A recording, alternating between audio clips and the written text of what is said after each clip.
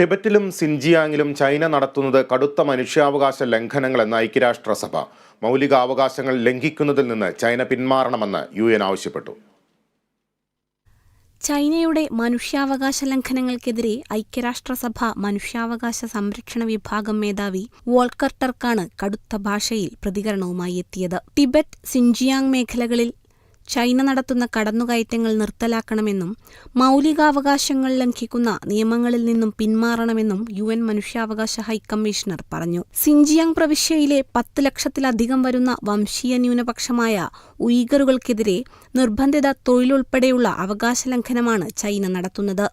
എന്നാൽ ഈ ആരോപണത്തെയെല്ലാം ബെയ്ജിംഗ് ശക്തമായി എതിർക്കുകയാണ്. 1950-ൽ ടിബറ്റിന്റെ നിയന്ത്രണം പിടിച്ചെടുത്തതിനുശേഷം ഇന്നോളം കടുത്ത അടിച്ചമർത്തലാണ് ടിബറ്റിനു നേരെയുണ്ടായതെന്നും UN മനുഷ്യാവകാശ കൗൺസിൽ വ്യക്തമാക്കി. ബെയ്ജിംഗുമായി ഇത് സംബന്ധിച്ച് ചർച്ചകൾ നടത്തുന്നുണ്ടെന്നും കൗൺസിൽ പറയുന്നു. ടിബറ്റിലും സിൻജിയാങ്ങിലും നടന്നുവരുന്ന എല്ലാ മൗലികാവകാശങ്ങളെയും എതിർക്കുന്നതായും ഇത്തരം നിയമങ്ങളിൽ നിന്നും പോളിസികളിൽ നിന്നും ചൈന പിന്മാറണമെന്നും UN മനുഷ്യാവകാശ കൗൺസിൽ ജനീവയിൽ പറഞ്ഞു. International desk, Kerala vision news.